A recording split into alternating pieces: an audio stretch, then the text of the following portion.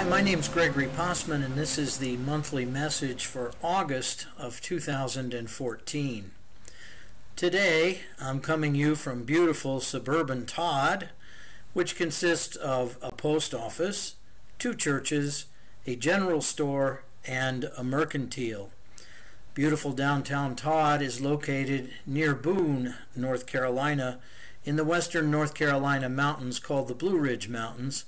I am at home in my house, and it's nice to be here. It's summer, and our weather has been great, except for a little bit of rain, which we probably need, and the plants are grateful, and I'm grateful. I have a lot to be grateful for, and we have a new website, which I'm excited about, and that's at www.gregorypossman.com. It's now much easier to sign up for personal sessions, which are recorded, of course, and also there's a tremendous amount of information there. There are approximately 30 or more downloads of channeled material that you can have access to, and our journeys, one to London, England, where we will go to the beautiful UK, the United Kingdom, and explore some of the places in the UK that I think are the most powerful spiritual places on the planet. That will be in September. I think we have about 4 spots left for that trip. And also our trip to Thailand, which will be a Council of Shambhala gathering in January. And so that trip will take place around the 9th of January for approximately 12 days, and we'll be moving throughout the country of Thailand doing a lot of spiritual earth healing work. So without further ado, I'm going to check out, and we'll see what those on the other side have to say about the month of August.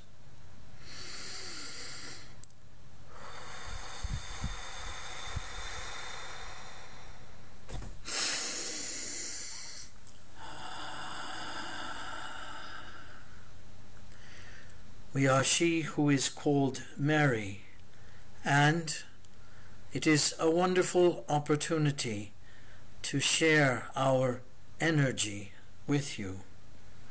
And in the month that is to come, it is important to understand that your planet, the planet Earth, continues to go through its resistance. And this resistance is about power, it is about control, it is about a lack of tolerance and a lack of understanding. And it is sometimes frustrating on your planet to be a human being and to see that in a world where you desire for there to be peace and understanding and tolerance, there is great conflict and control, murder and mayhem, so to speak. And yet it is to understand that the one life, the one reality on this planet that you can change is your own. And the more of you who change that life, the more of you who work on your own personalities, souls, psyches, and physicalities, and transform them into a source of peace, a source of compassion, a source of love, the more this particular aspect of reality will take hold on your earth. And again, that is frustrating, and we understand. For many of us have been human, and many of us have understood and felt that frustration, that helplessness, that hopelessness that many of you feel. And that affects your faith. And it is important to understand that for some of you, faith is extremely difficult to maintain. For indeed, when you see war taking place, you see innocent lives lost, from the military, so to speak. You see the unconscious destruction of innocent people throughout the land. It is difficult to remember that prior to coming here they have chosen these fates, these destinies, if you will. And then it becomes difficult to remember that you too have chosen to come here for the purpose of allowing this process to be assisted by you in terms of your own love and your own sympathetic nature. And there is grief and there is sadness. And that grief and that sadness is felt by all who allow their emotions to take hold, so to speak. For yes, there are many amongst you who refuse to feel your emotions, who bury them deep inside of you. And we are talking to all of you. For many of you have at least one emotion or feeling, event or memory in your mind, your heart, that you do not wish to feel, you do not wish to explore, and you do not wish to express. And at this point in time, it is very important that you give yourself permission to identify and locate that particular event inside of you. For lo and behold, and perhaps to your surprise, it may be that particular event that does not allow all of the other events on the planet to heal and to clear. We are not blaming you in any way, shape, or form. And if you hear this as an accusation, that is your construct, that is your projection. For it is important to remember that each and every one of you are innocent. Each and every one of you are clean and pure. And it is only in your mind where fear exists that you would allow this process, you would allow this aspect, so to speak, of your pain, of your past experience, perhaps not even from this life, but from another, perhaps a false accusation, something you were accused of doing that you did not do, for which you are innocent, and yet there is resistance. There is a kind of remorse, a regret, if you will. And that remorse, that regret keeps you from healing whatever this situation is inside of you. Perhaps it generates a kind of anger. Perhaps it generates a sort of low-level irritability within you. Perhaps it generates a certain amount of resistance to your own self-love and the love of others. That low-level resistance, that kind of remorse, that regret, if you will, creates a feeling against others and, of course, against self. And it is important to understand that if you are able to purge or clear or cleanse this particular feeling, if you are able to move into that event and own it, in other words, to see that even though it does not feel like your creation, and perhaps you even feel like a victim, the truth of the matter is, it is your creation. You, of course, and the Creator, whether you call it God, or Buddha, or Allah, or Zoroaster, or whatever other name you might have for it, it is you and that power that have created this situation in order to allow you to learn, in order to allow you to release. So we ask you now to close your eyes and to breathe. We ask you now to go very deep, deep into your physicality, deep into your mentality, and deep into your emotions. Where do you find resentment? Whom do you resent? And why? What do you believe they have done to you? And how have they done it? And when did they do it? And though your memory may not be clear in terms of the timing, it is very clear in terms of the feeling, for you know how it feels when you think about it. Perhaps it was a betrayal. Perhaps it was a withholding of love.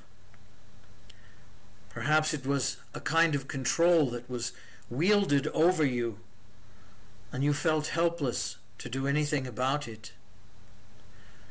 Perhaps it was a kind of abuse, perhaps emotional, someone who teased you, bullied you, or someone who called you names or accused you of something.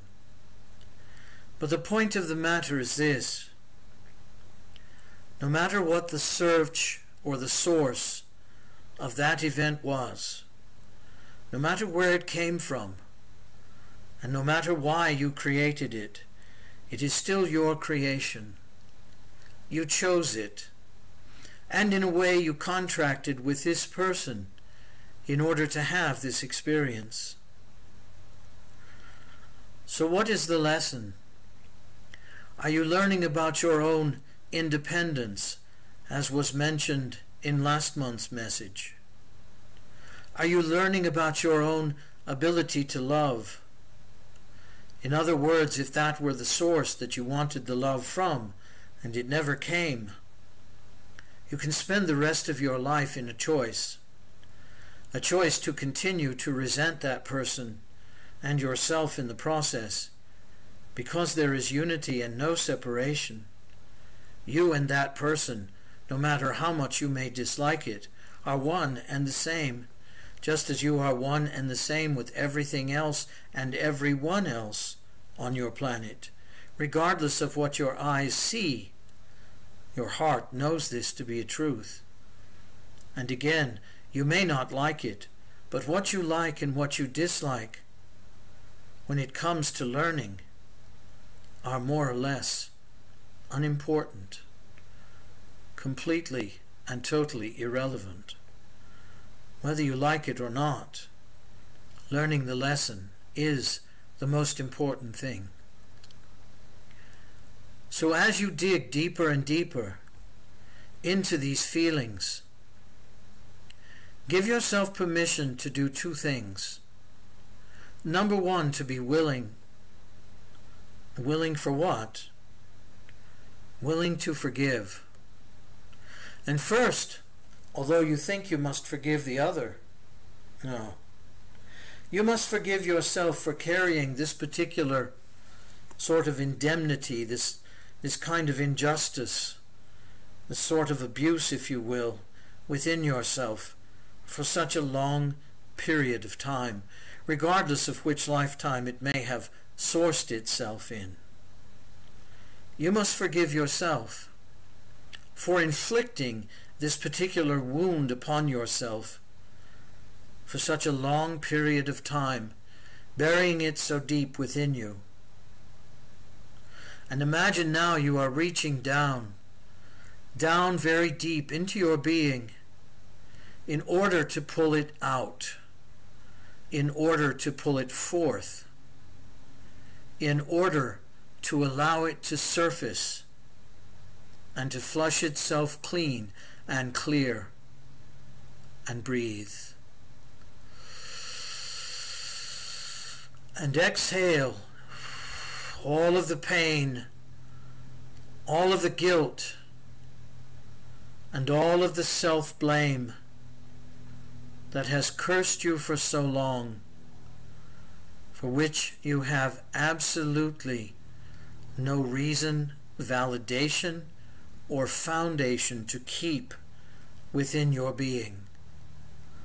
And breathe in once more, breathing in light, breathing in forgiveness, breathing in a kind of joy.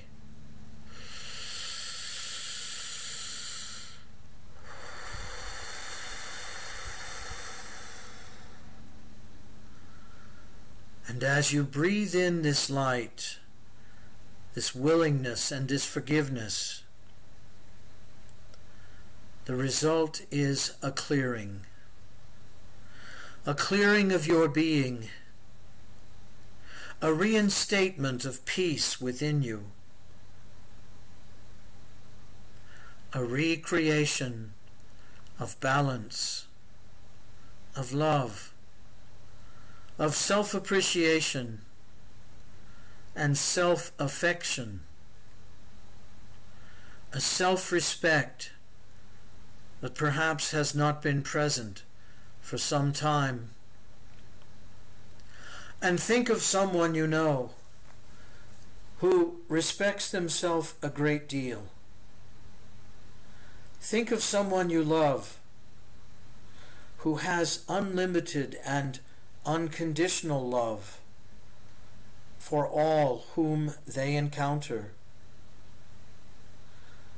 And allow yourself to imagine for a moment that you are more like them. And perhaps there is someone you have been blaming who has nothing to do with this, who has no contact whatsoever with this particular situation, and yet they are the person you blame. They are the person for whom you deliver your animosity, your jealousy, your judgment, your irritation and your anger. Unfairly, you unleash this upon them, and yet they do not turn against you. They love you back, for they have adhered to, they have absorbed, and they have enveloped the concept of unconditional love. And yes, they have been through this process many, many times. They have forgiven themselves and forgiven those around them. And they have grasped the idea, not in their mind, but in their heart, of what it is to forgive. And they have grasped the idea that when you forgive another, you are forgiving yourself. For you and that other are not separate. You are not different. You are not separated by anything other than your physical body. Your hearts, your souls, and even the collective mind are one and the same. And owning that idea, that concept, that precept, it is not easy. It is not easy to take responsibility for all that occurs in the world. But it is easier to take responsibility for all that occurs in your life. It is not easy to let go of the fear of scarcity and lack. It is not easy to believe that the source of all things is the Creator, and you and that Creator are one and the same. For implied in that statement is the responsibility you must take for the life that you are leading and living and experiencing and enjoying or hating, whichever it may be. We have nothing but love for you, and we desire for you to live and to laugh and to love and to prosper and to grow and to learn. For all of those things are very important. And as much as we can wish that upon you, we cannot make it happen for you unless and until you are ready to bathe in your own deservingness, to wallow in the pool of prosperity, to swim in your own soul, and to see that soul as successful, succinct, and unique. For that is who and what you are. You are successful no matter what you think of yourself. You are living and breathing in a dimension that is difficult at best sometimes to master. And you are learning to master self, and that is a key. So give yourself permission to allow yourself to let go and release, evaporating all of these feelings of regret and remorse and anger and blame and perhaps even shame. And let all of that go so that you may live and laugh and dance and sing and allow your heart to sing and to soar and enjoying happiness. You may have to give up your desire to be right. Or the truth of the matter is, you may be very right about the wrongs that have been done to you. And so what? Some of them are ancient, antiques that do not even deserve your attention any longer. For believe us, if you choose other than what we have suggested, if you choose to hang on to these injustices that have been done to you, if you choose not to forgive and to forget, and to do it honestly, at the source or the base of your being, so to speak, well, that is your choice. And given that you are a sovereign being, of course, we have no desire to influence you in that regard. But at what price? What price will you continue to pay if you choose to hang on to these feelings of blame and anger? If you continue to choose to seek some sort of vengeance or revenge on this person for in hating them, in blaming them, and continuing to direct your animosity to them, you're not hurting them. They are long past caring about the event. As a matter of fact, they may not even remember it. They may have buried it deep within their own subconscious, to a point where if you were to bring it up, they would deny it and doubt that it ever even occurred. The one you are hurting is you. And there is no place in spiritual or metaphysical growth that says you must punish yourself and suffer for whatever you think was done to you. No place. Everywhere the teaching is, forgive yourself, release it, and let it go. Do not pay the price for this kind of self-hatred that you may be engaging in, but rather enjoy the splendor and the joy and the contentment and the exhilaration of self-love, self-forgiveness, and release. For indeed, that is what you deserve, and that is what will set you free. It is said the truth will set you free, and that is the truth, simplistic as it may seem, for indeed it is not complex. It is very simple.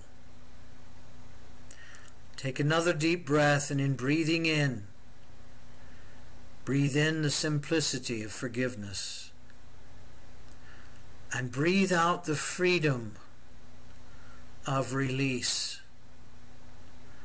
And let go of old pain, old shame, old guilt, and ancient victimhood.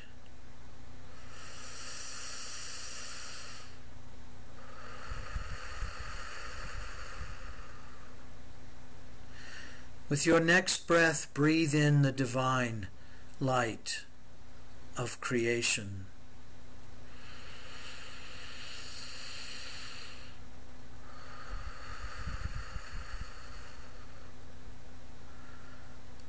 And with your next breath, breathe in divine grace.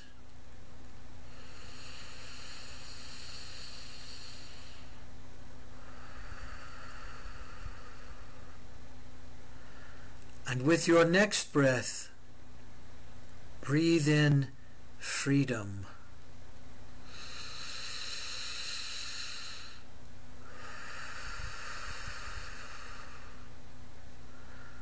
The freedom to let go. The freedom to celebrate yourself. The freedom to enjoy even the company of the one you believe has done you this great injustice. That would be the ultimate test, would it not? Would that not be the ultimate acid test, so to speak, of your forgiveness? If you could be in this person's presence, given that they are perhaps still alive, and feel no animosity, no desire for revenge, no need to avenge yourself for what occurred, to inflict any kind of punishment on this person, but a simple kind of neutrality, a very baseline kind of balance. And some of you are thinking, impossible, cannot be done. The injustice done to me, the aspect of victimhood that I have experienced, is far beyond forgiveness. Well, be that as it may, do not forget this. It is your choice to wear it like a crown of thorns and continue to bleed, the blood dripping down into your eyes, blinding you to the joy and the happiness that you could experience had you chosen differently.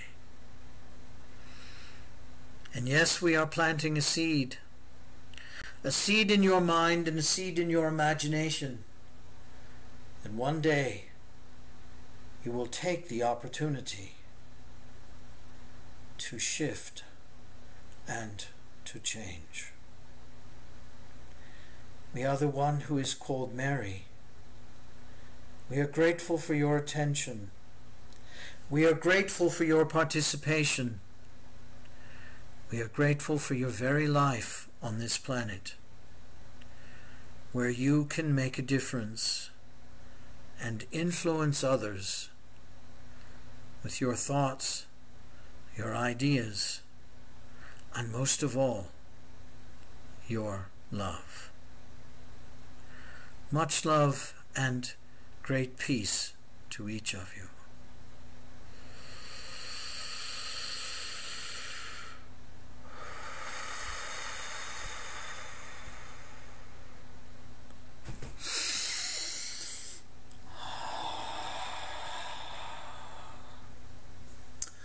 I'm back from my family to yours. I wish you all the best, whether it's summer or winter, wherever you are. I hope it's a great one. Take care and be well.